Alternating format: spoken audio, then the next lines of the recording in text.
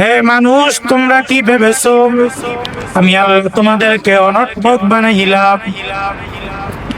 দুনিয়ার জমিনে যারা পাগল নয়, তাদের কাজের পিছনে সবার উদ্দেশ্য আছে। আমি আল্লাহ তোমাদেরকে অনর্থক বানাই নাই, তোমাদেরকে বানানোর পিছনে অনেক বড় মহা উদ্দেশ্য আছে।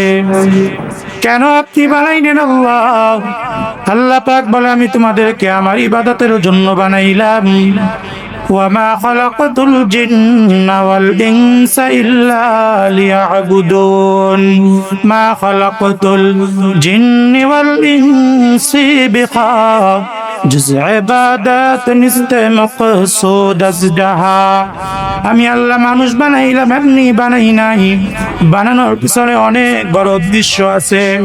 যখন দুনিয়াতে বানানোর আগে আল্লাহ পাক ফেরেশতাদেরকে বললেন, وَإِذْ قَالَ رَبُّكَ لِلْمَلَائِكَةِ إِنِّي جَاعِلٌ فِي الْأَرْضِ خَلِيفَةً قَالُوا أَتَجْعَلُ فِيهَا مَن يُفْسِدُ فِيهَا وَيَسْفِكُ الدِّمَاءَ। ফেরেশতাদেরকে আল্লাহ পাক রব্বুল আলামিন ডাক দিয়া বলে, হে ফেরেশতা, আমি দুনিয়ার জমিনে খলিফা বানাতে চাই, খলিফা পাঠাতে চাই। ফেরেশতারা বলে, ক্বালু আতাজালু ফিহা মান ইউফসিদু ফিহা ওয়া ইয়াসফিকু দিমা। রব্বুল আলামিন, আপনি কেন মানুষ বানাইবেন? মানুষ বানানোর পর তারা দুনিয়াতে যাওয়ার পরে মান ইউফসিদু ফিহা, ফাসাদ করবে, ওয়া ইয়াসফিকু দিমা, মারামারি হানাহানি করবে, তারা একজন আরেকজনের জন্য বিপর্যয় ডেকে আনবে। ওয়া নাহনু নুসাব্বিহু বিহামদিকা ওয়া নুকদ্দিসু লাক। আপনার তাসবিহ পড়ার জন্য তো আমরা ফেরেশতারাই যথেষ্ট, আমরাই তো আপনার তাসবিহ পড়ি। ওয়া নাহনু নুসাব্বিহু বিহামদিকা ওয়া নুকদ্দিসু লাক। আল্লাহ পাক বলে, ক্বালা ইন্নী আ'লামু মা লা তা'লামুন। ও ফেরেশতা, আমি আল্লাহ যা জানি তোমরা তা জানো না, আমি আল্লাহ যা দেখি তোমরা তা দেখো না, আমি আল্লাহ যা জানি তোমরা তা জানো না, আমি আল্লাহ যা দেখি তোমরা তা দেখো না। ফেরেশতারা বলে, ক্বালু সুবহানাকা লা ইলমা লানা ইল্লা মা আল্লামতানা ইন্নাকা আনতাল আলিমুল হাকীম। নিশ্চয়ই আপনি সর্বাত্মক জ্ঞানী, আপনার চাইতে বড় জ্ঞানী আর কেউ নাই। তো আল্লাহ তাআলা যে মানুষ বানাইলেন এত সুন্দর করে, কি জন্য বানাইলেন? তার উদ্দেশ্য হলো ইবাদতের জন্য বানাইলেন। আপনাকে আমাকে এত সুন্দর করে বানানোর পিছনে উদ্দেশ্য কি ভাই? ইবাদতের জন্য আল্লাহ পাক বানাইলেন। আল্লাহ পাক এত সুন্দর করে মানুষ বানাইছেন, পৃথিবীতে আর কিছু আল্লাহ এত সুন্দর করে বানাইছেন নাকি? আর কিছু বানান নাই। যে দেখা যায় একজনের মতো আরেকজন আছে, কিন্তু আসলে কি একজনের সাথে আরেকজনের চেহারা কোনো মিল আছে? কোনো মিল নেই। বাজারে যাওয়ার পর আপনি পিছন দিয়ে ডাক দিলেন, ভাই দাঁড়ান। সে পিছনে ফিরানোর পর, ভাই আপনি না। বলে, কেন আমাকে ডাক দিলেন? সে বলে, আমার মনে হয়েছে আপনি আমার অমুকের মতো, অমুকের মতো মনে হয়, কিন্তু আসলে সে নয়। একজনের চেহারার মতো আরেকজন দেখা যায়, কিন্তু আল্লাহ তাআলা এত সুন্দর নিপুণ করে বানাইছেন, একজনের চেহারার মতো আরেকজন পৃথিবীতে দ্বিতীয় আরেকজন নাই। বলে সুবহানাল্লাহ। একজনের কণ্ঠের সাথে আরেকজনের কণ্ঠের মিল নেই, আছে? এক বাবার যদি 5 জন সন্তান থাকে, সকলের কণ্ঠ আলাদা। যখন মাকে মা বলে ডাক দেয়, বাবাকে বাবা বলে ডাক দেয়, ডাক দেওয়ার সাথে সাথে মা বাবা বুঝতে পারে আমার 2 নম্বর সন্তান ডাক দিছে, আমার 5 নম্বরের সন্তান ডাক দিছে। ঠিক কি ঠিক না? আল্লাহ তাআলা পৃথিবীতে যতজন মানুষ বানাইছেন, প্রত্যেকের কণ্ঠের ভিতর আল্লাহ আলাদা আলাদা দিয়া দিছেন। বলি সুবহানাল্লাহ। হাতের ফিঙ্গারপ্রিন্টের মিল রাখেন নাই, সকলের ফিঙ্গারপ্রিন্ট আল্লাহ আলাদা করে বানাইছেন, একজনের সাথে আরেকজনের মিল নাই। ঠিক কি ঠিক না? আল্লাহ তাআলা এখন নিখুঁত ভাবে বানাইছেন, পৃথিবীতে এত সুন্দর করে আর কিছু বানায় নাই। কি জন্য বানাইলেন? আল্লাহ তাআলা আপনাকে আমাকে তার ইবাদতের জন্য বানাইছেন। বলি সুবহানাল্লাহ। আমি আপনি যাতে তার ইবাদত করতে পারি। রিজিকের টেনশন দেন নাই, ঘুমানোর টেনশন দেন নাই, আপনাকে আল্লাহ তাআলা অন্য কোনো যাবতীয় কাজ দেন নাই। সব দায়িত্ব আল্লাহর হাতে। কোন সময় কি খাবো, কোন সময় কোথায় যাব, সবকিছু আল্লাহ বান্দা দুনিয়াতে আসার 500 বছর আগে লিখে তারপরে পাঠিয়েছেন। বলি সুবহানাল্লাহ। কিন্তু আজকে আমরা রিজিকের জন্য টেনশন করি কি করি না? সকালবেলা যখন সূর্য উঠে আমরা সবাই পেরেশান, কোথায় আমার রিজিক আছে, কোথায় আমি কি করব। কিন্তু একবারও টেনশন করি নাই আল্লাহ আমাকে ইবাদতের জন্য বানাইছেন, আমার ইবাদত হয়েছে কি হয় নাই আমি টেনশন করি নাই। কিন্তু যার দায়িত্ব আল্লাহ আমাকে দেয় নাই, ওই রিজিকের দায়িত্ব নিয়ে আমি পেরেশান। রিজিকের দায়িত্ব আমার হাতে না, কিন্তু আমি রিজিকে নিয়ে পেরেশান। আমার সন্তানের রিজিকের দায়িত্ব আমার হাতে না, আমার সন্তানের রিজিকের দায়িত্ব কার হাতে? আল্লাহর হাতে।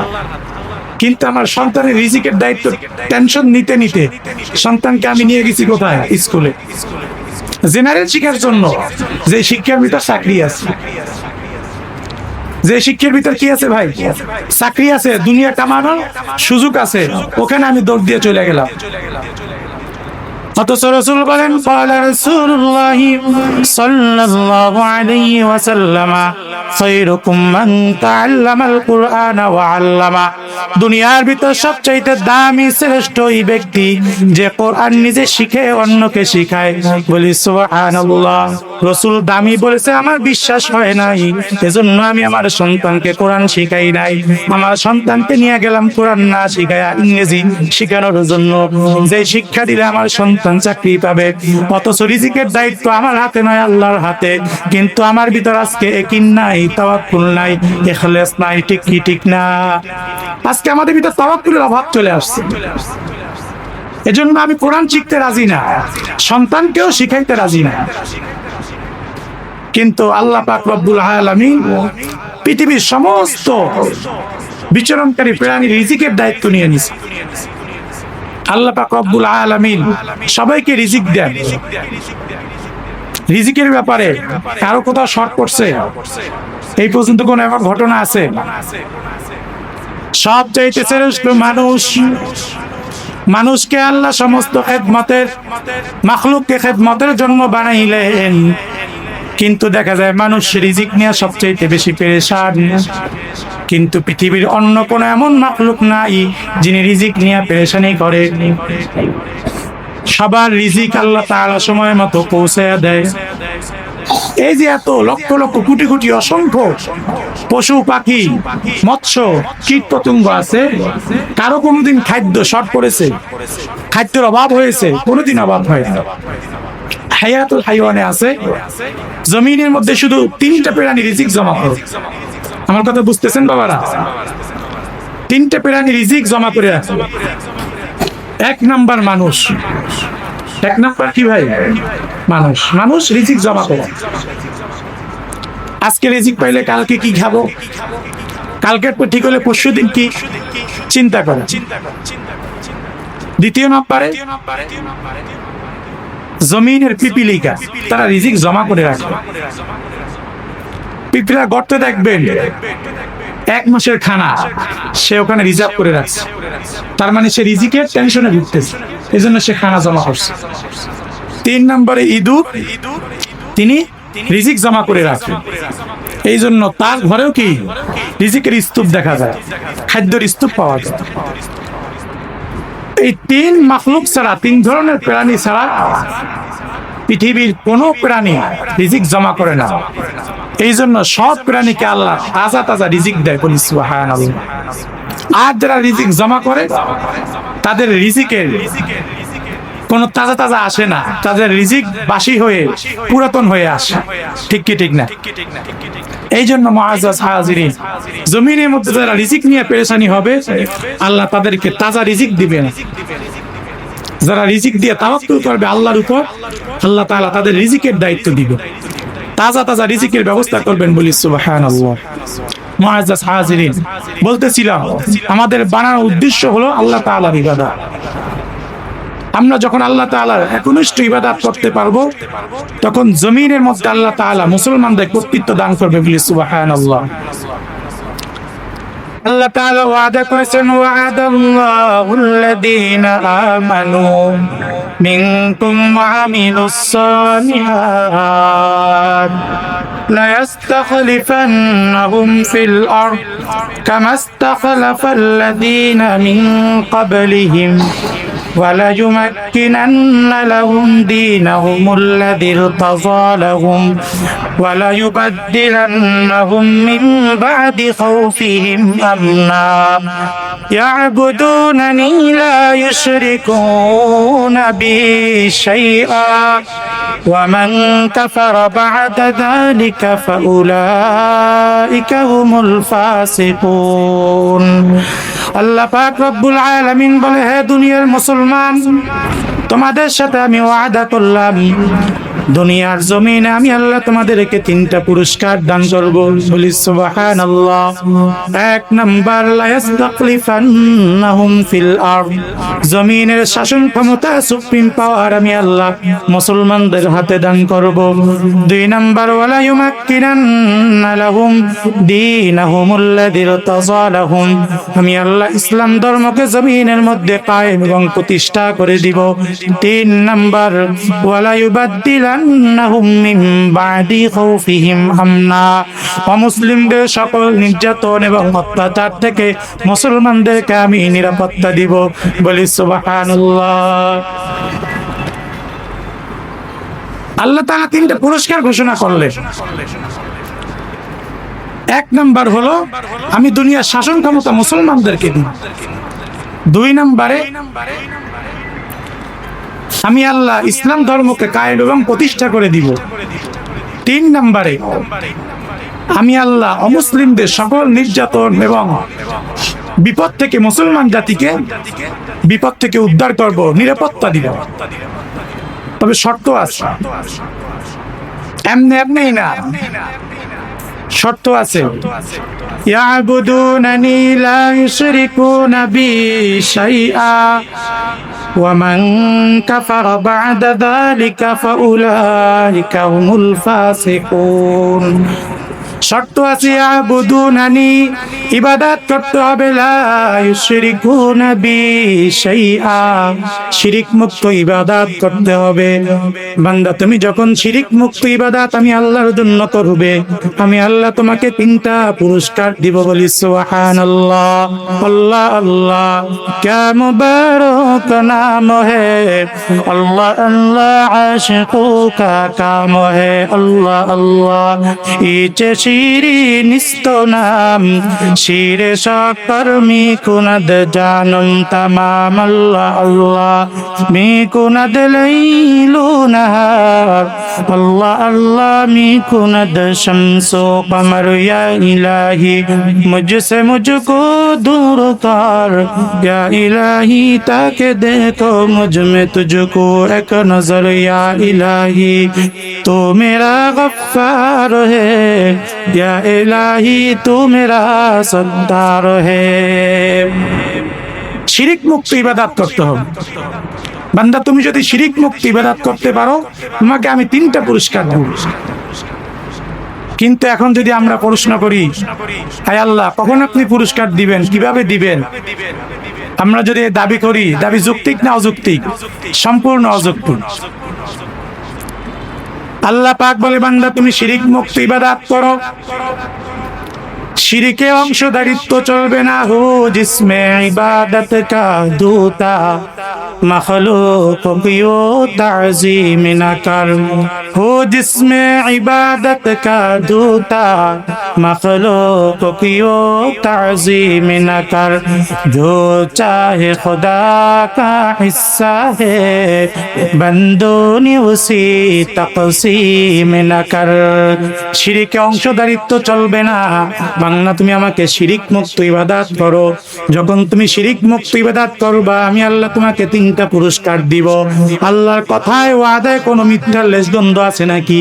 আল্লাহ পাক বলে, ওয়ামান আসদাকু মিনাল্লাহি কিলা, আমি আল্লাহর কথায়, আমি আল্লাহর কোনো ওয়াদায় মিথ্যার কোনো লেশগন্ধ নাই, মিথ্যার কোনো ত্রুটি নাই। আমি আল্লাহ যা বলেছি সব সত্য বলেছি। বলি সুবহানাল্লাহ। আল্লাহর কথায় কোনো মিথ্যা নাই। দুনিয়ার জমিনে আমরা অনেক ওয়াদা করি, অনেক কিছু বলি, অনেক ওয়াদা পালন করি, আবার অনেক ওয়াদা এমনি এমনি মাটির সাথে ধুলির সাথে হয়ে যায়, আছে না? কিন্তু আল্লাহর ওয়াদায় কোনো মিথ্যার লেশ গন্ধ নাই। তো আল্লাহ পাক ওয়াদা করলেন, বান্দা তুমি শিরক মুক্ত ইবাদত করো। কিন্তু আজকে আমাদের ভিতর একদম উপর থেকে নিচ পর্যন্ত সব জায়গায় রন্ধে রন্ধে শিরকে ভরা, ঠিক কি ঠিক না? আল্লাহ তাআলা অন্য আয়াতে বলেছে, ইয়া আইয়ুহান নাস দুরিবা মাতালুন ফাসতামিউ লা ইন্নাল্লাযীনা তাদউনা মিন দুনিল্লাহি লা ইয়াখলুকু দুবাবা لن يخلقوا ذبابا ولو اجتمعوا له وإن يسلبهم الذباب شيئا لا يستنقذوه منه ضعف الطالب والمطلوب। আল্লাহ পাক বলে, আমি একটা উপমা দিলাম, দৃষ্টান্ত দিলাম, বান্দা মনোযোগ দিয়া শোনো। আমি আল্লাহকে বাদ দিয়ে দুনিয়ার যত মাখলুকাতের কাছে, গায়রুল্লাহর কাছে তোমরা চাও, দুনিয়ার যত মাখলুকাতের কাছে তোমরা সাহায্য চাও, বিপদের মালিক মনে করো, পরীক্ষার পাশ ফেলের মালিক মনে করো, সন্তানকে সন্তান দেওয়ার মালিক মনে করো, এই সমস্ত গায়রুল্লাহ আমি আল্লাহর সবচাইতে অসহায় প্রাণী মাছিও বানাইতে পারে না। বলি সুবহানাল্লাহ। শুধু মাছি বানাইতে পারে না, এখানেই শেষ নয়, কোন মাছির যদি অঙ্গ বাঁকা হয়, দুনিয়ার সব শক্তি মিলে মাছির অঙ্গ শক্তি দিতে পারে না। বলি সুবহানাল্লাহ। আল্লাহ পাক বলে, সবাই যদি চেষ্টা করো, আমি আল্লাহ সবচাইতে ক্ষুদ্রতম অসহায় প্রাণী মাছিও বানাইতে পারবা না। এই জন্য চাইতে হবে কার কাছে ভাই? আল্লাহর কাছে। কার কাছে চাইতে হবে? আরো আওয়াজ দিয়ে আল্লাহর নাম বলি, কার কাছে? আল্লাহর কাছে। চাওয়ারও একটা সময় আছে, আছে না নাই? দুনিয়ার মধ্যে যখন আমরা বড় বড় ব্যক্তিদের কাছে যাই, সবসময় কি যাওয়া যায়?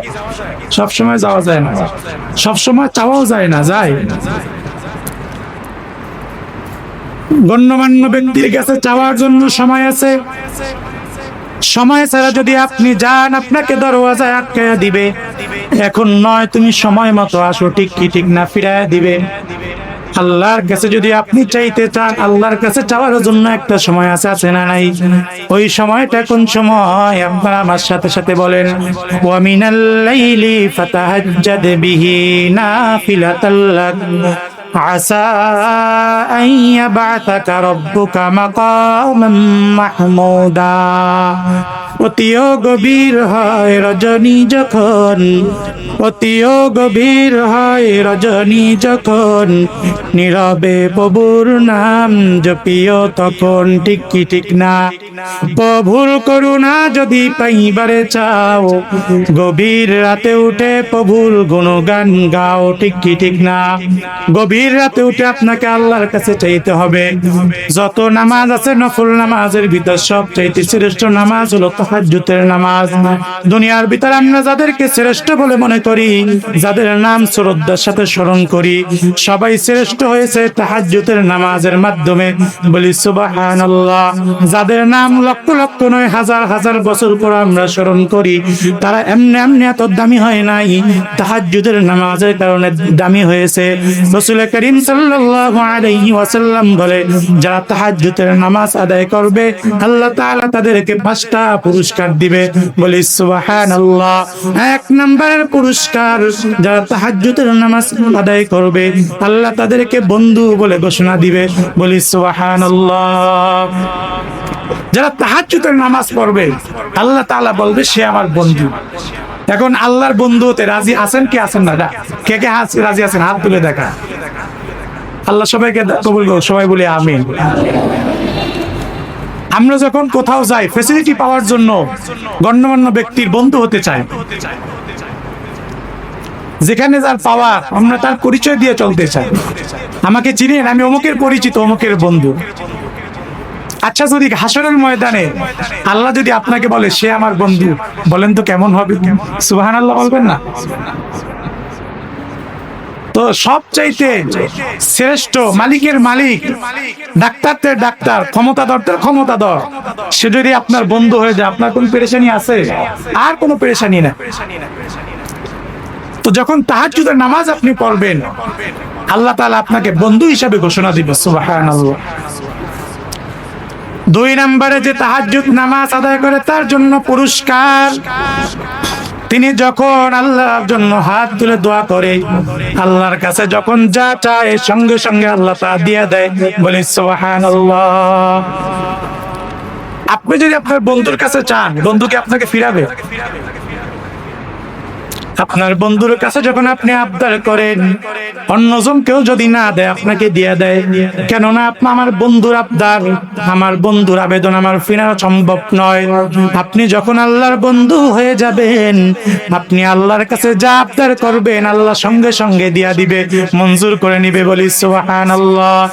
আতিনা ফি দারে দুনিয়ানা হাসান, আতিনা ফি দারে উকবানা হাসান, ইয়া গিয়াত المستغيثين دنا الافتخار بالعلوم والغنى ہر گرین دینے تو تیار ہے جو نہ منگے اس سے تو بیزار ہے।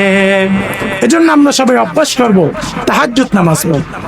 আল্লাহর কাছে সবচেয়ে উত্তম চাওয়ার সময় হলো তাহাজ্জুদের সময়, যখন দুনিয়ার সমস্ত মানুষরা ঘুমায়া যায়, সকলের দরওয়াজা বন্ধ হয়ে যায়, গাড়িওয়ালার গাড়ির দরওয়াজা বন্ধ, বাড়িওয়ালার বাড়ির দরওয়াজা বন্ধ, ঘরওয়ালার ঘরের দরওয়াজা বন্ধ, দোকানওয়ালার দোকানের দরওয়াজা বন্ধ। শুধু কার দরওয়াজা খুলে? বড় করে বলেন, কার দরওয়াজা খোলা? আল্লাহর দরওয়াজা খোলা।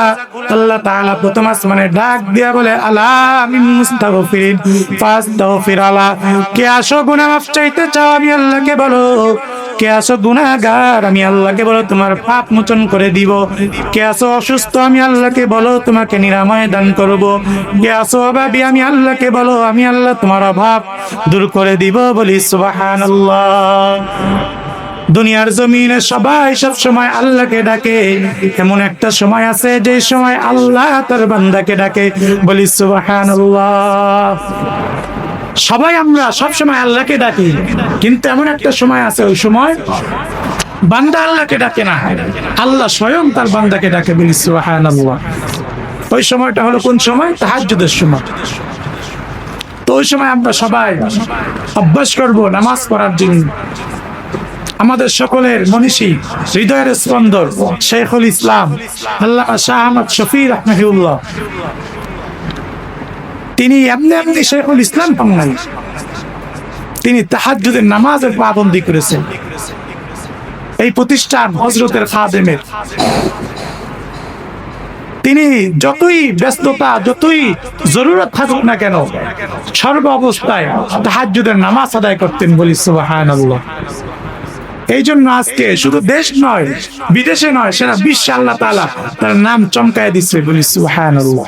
এই জন্য মুআজ্জাজ হাজিরিন, আমরা অভ্যাস করব তাহাজ্জুদ নামাজ। 3 নম্বরের পুরস্কার হলো আল্লাহ তাআলা তার রিজিকের টেনশন দূর করে দেয়, রিজিকের সমস্যা দূর করে দেয়। আজকে আমরা সবাই রিজিকের জন্য পেরেশান, কিন্তু যে তাহাজ্জুদের নামাজ আদায় করবে আল্লাহ তাআলা তার রিজিকের টেনশন দূর করে দিবে। বলি সুবহানাল্লাহ। রিজিকের টেনশন তার থাকবে না। 4 নম্বরে কাল কিয়ামতের ময়দানে, হাসরের ময়দানে আল্লাহ তাআলা তাকে সম্মানিত করবে, ইজ্জত দিবে। বলি সুবহানাল্লাহ। হাসরের ময়দানে যদি আপনি ইজ্জত নিতে চান, সম্মানী হতে চান, তাহলে আপনি তাহাজ্জুদের নামাজের পাবন্দি করতে হবে। এজন্য মুআজ্জাজ হাজিরিন, আল্লাহ তাআলা আমাদেরকে বানাইছেন ইবাদতের জন্য। দুনিয়ার সময় অতি সংক্ষিপ্ত, দুনিয়ার সময় দিন চলে যায়, রাত চলে যায়। যিনি নতুন বিবাহ করেছে বাসর রাত, তার রাতও চলে যায়। যিনি কারাগারে পড়ে কারাগারে বসে আছে, মুক্তির জন্য প্রহর গুনতেছে, তার রাতও চলে যায়। দুঃখে থাকলেও তার দিন চলে যায়, সুখে থাকলেও তার দিন চলে যায়। দুনিয়ার দিন চলে যাবে, রাত চলে যাবে, একদিন মৃত্যু চলে আসবে ভাই। দুনিয়ার এই সংক্ষিপ্ত সময় দেখতে দেখতে চলে যায়, দেখতে দেখতে শৈশব চলে যায়, যৌবন চলে যায়, দেখতে দেখতে বৃদ্ধ বয়সে চলে আসে। মনে হয় যেন ওই দিন আমি দুনিয়াতে আসছি, কিন্তু আজকে আমার দাড়ি পেকে গেছে, চুল পেকে গেছে, কমজোর হয়ে গেছি। মনে হয় আজকে আমি আর দুনিয়াতে বেশি দিন টিকবো না, আজকে এই সামান্য হায়াত চলে গেছে। আল্লাহ তাআলা দুনিয়াতে এমনি এমনি পাঠান নাই, অনেক বড় উদ্দেশ্য নিয়ে পাঠাইছেন। সে উদ্দেশ্য হলো আল্লাযী খালাকাল মাউতা ওয়াল হায়াতা লিয়াবলুয়াকুম আইয়ুকুম আহসানু আমালা ওয়া হুয়াল আজিজুল গফুর। হে দুনিয়ার মানুষ, আমি তোমাদেরকে ইবাদতের জন্য বানাইলাম, তোমরা আমি আল্লাহর ইবাদত করো, আহসানু আমালা, ভালো আমল করো। যত বেশি ভালো আমল তুমি করতে পারবা, কাল হাসরের ময়দানে তার উচিত দাম দেওয়া হবে। বলি সুবহানাল্লাহ। দাম দেওয়ার ক্ষেত্রে আমি আল্লাহ কারো উপরে জুলুম করব না। ওয়া হুম লা ইউজলামুন, আমি আল্লাহ জুলুম করি না, জুলুমকারীকে পছন্দ করি না। বলি সুবহানাল্লাহ। আজকে ইবাদতের দাম আল্লাহ আগামীকালকে দিবেন, হাসরের ময়দানে দিবেন। দাম দেওয়ার ক্ষেত্রে আল্লাহ তাআলা কাউকে জুলুম করবে না, উচিত দাম দিবে, উচিত দাম দিবে। এবং কাল কিয়ামতের ময়দানে আপনি বুঝতে পারবেন আজকে যে ইবাদত করলেন তার কত দাম, আগামীকালকে বুঝে আসবে, হাসরের ময়দানে বুঝে আসবে। রব্বি আল্লাহ লা ইলাহা গায়রুহু ওয়া নবিহি মুহাম্মদ মুস্তাফাহু দীনিয়াল ইসলাম দীনু মাওকাহু هرج كفرانا وعفوا عنده مقتدى يا نبي وصحبه نجوم للهدايا في زماه لا إله إلا الله لا إله لا إله إلا الله لا إله إلا الله لا إله إلا الله محمد رسول الله قالوا سبحانك لا علم لنا إلا ما علمتنا إنك أنت العليم الحكيم رب اشرح لي صدري ويسر لي أمري واحلل عقدة من لساني يفقه قولي الحمد لله মহান আল্লাহ পাক রব্বুল আলামিনের দরবারে অসংখ্য অগণিত শুকর ও সুজুদ যে মহান রব্বুল আলামিন আমাদের সবাইকে আজকে মারকাজুত তালিম ওয়াত তারবিয়াত ইসলাহি মজলিসে আসার জন্য তৌফিক দান করেছেন। সেই মহান রব্বুল আলামিনের দরবারে আমরা সবাই কালেমাতুশ শুকর উচ্চারণ করি, বলি আলহামদুলিল্লাহ। লক্ষ কোটি দরুদ ও সালাম রাহমাতুল লিল আলামিন সাইয়্যিদুল মুরসালিন খাতামুন নবিয়্যিন شفيع المذنبين حبيب كبرياء أشرف الأنبياء شفيع محشر ساقي كوثر أقائنا أمدر مدينة كتاجدار حضرت محمد رسول الله صلى الله عليه وسلم উপর। মুআজ্জাজ হাজিরিন, আমার আগে কথা বলতেছিলেন হযরত খুব গুরুত্বপূর্ণ আলোচনা করতেছিলেন মুমিনদের সিফাতের বিষয়টা। আমি আপনাদের সামনে একটি সুপ্রসিদ্ধ আয়াতে কারিমা পেশ করেছি।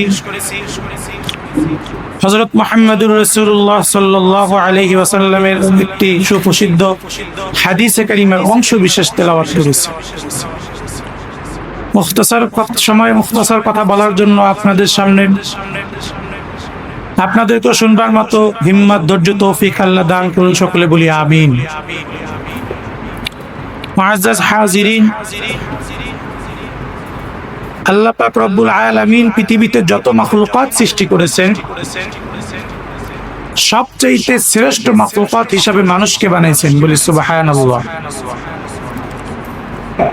সমস্ত সৃষ্টির মধ্যে মানুষকে আল্লাহ তাআলা বানাইছেন তার ইবাদতের জন্য। এবং পৃথিবীর সমস্ত মাখলুকাতকে আল্লাহ বানাইছেন মানুষের খেদমতের জন্য। সুবহানাল্লাহ। এবং যত মাখলুকাত আল্লাহ সৃষ্টি করেছেন সকলের রিজিকের দায়িত্ব আল্লাহ নিয়ে নিয়েছেন। ঠিক কি ঠিক না?